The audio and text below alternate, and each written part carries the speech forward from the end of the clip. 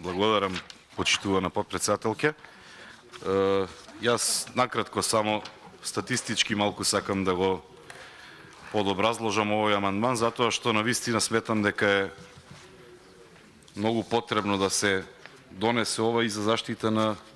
животната средина и за подобрување на квалитетот на животот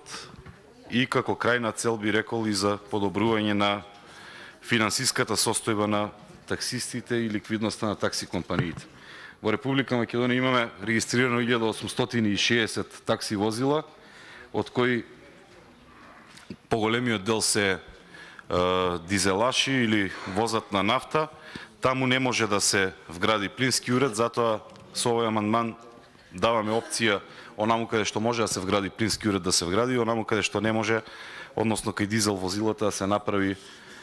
систем ЦНГ, односно на метан. Затоа што ако тргнеме од животната средина, во просек, нели, рековме дека автомобилите во Република Македонија од 491.000, 380.000 се од 10 години постари, а знаеме дека најмногу од возилата се оние на Volkswagen, дизел моторите, кои што се користат и во такси превозот, и затоа сметам дека затоа што ти имаат емисија на CO2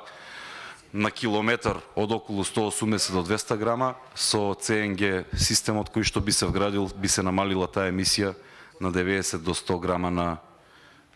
километар. Онаму каде што не може да се вгради метан,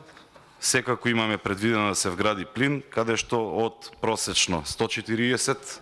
до 160